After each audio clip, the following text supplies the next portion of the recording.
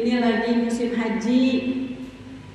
Saya teringat juga sama kisah Abdullah bin Mubarak, seorang ulama besar.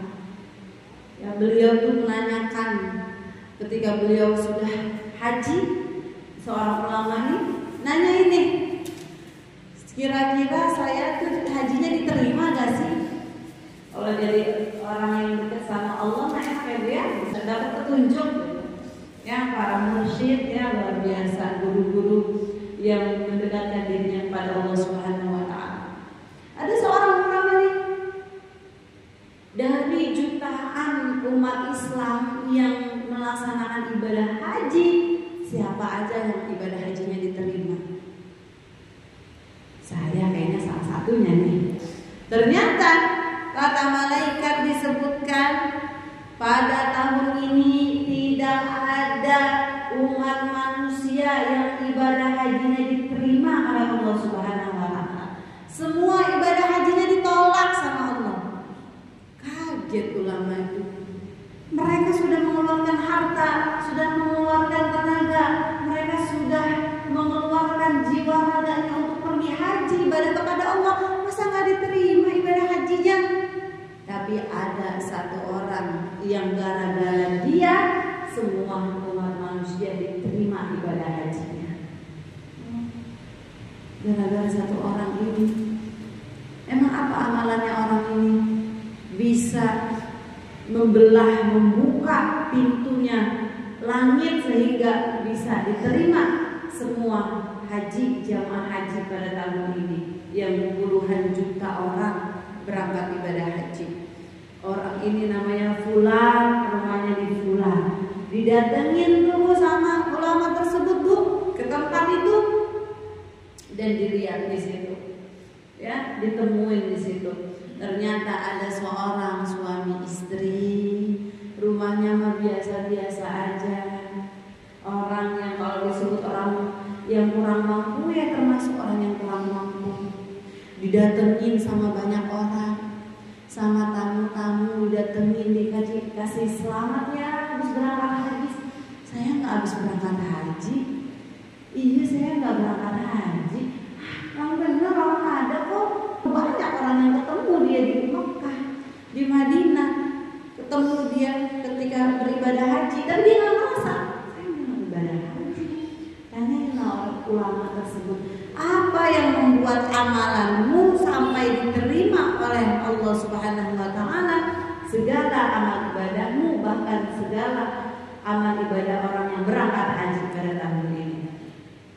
Saya nggak punya amalan apa-apa. Ketika dipikir-pikir lagi, oh, saya memang lagi nabung haji sama istri saya berdua. Ada uang sedikit-sedikit dikumpulin. Tapi sewaktu-waktu tetangga saya tuh lagi masak, wangi banget, harum. Saya mampirlah ke tetangga saya karena istri saya pengen lagi ngidam. Saya ketok pintunya, Assalamualaikum, Bu. Mohon maaf nih, Ibu masak apa ya? Kok wangi banget? Istri saya pengen. Boleh gak cobain sedikit buat istri saya? Istri saya lagi ngidam. Terus ibu itu nangis dan ternyata aku, Pak, saya memang lagi masak, tapi yang saya masak air, garam, sama batu. Saya punya anak 5, nggak punya suami. Saya cuma bisa masak air, garam, dan batu buat menyenangin anak-anak saya. Bahwasanya sebentar lagi kita makan. Jangan sedih, anaknya udah pada lapar, sampai tuh anak tidur, bangun lagi nanyain mateng mak belum. Anak sampai tidur lagi, bangun lagi, nanyain udah mateng mak belum. Padahal yang dimasak batu.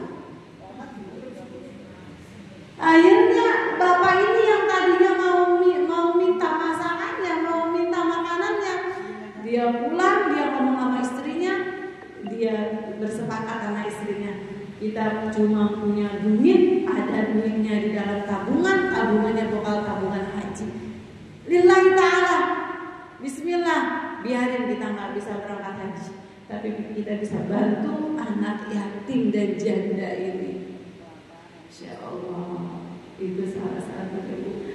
Kadang orang berangkat haji, umroh, dia pernah mikir gak tetangganya, saudaranya, apakah punya beras, apakah punya gas, apakah punya makanan, minuman. Itu luar biasa, ya. Bangga, oh saya tiap tahun berangkat umroh, tahunya adiknya nggak bisa makan. Apakah umrohnya diterima? Bangga, saya bisa haji sekeluarga, haji plus.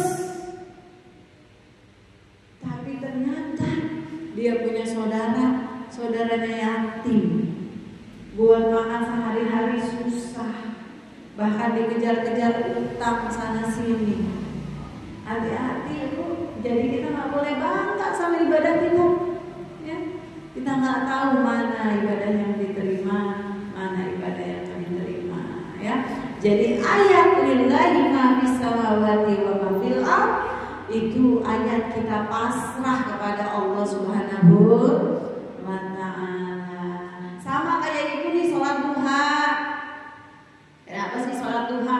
Saya pengen cepet kaya, pengen banyak duit, pengen jadi orang kaya, karena dikasih rezeki sama Allah. Sholat duha terus, biar nggak kaya-kaya. Ya sholat gitu, ngedumel gitu kan.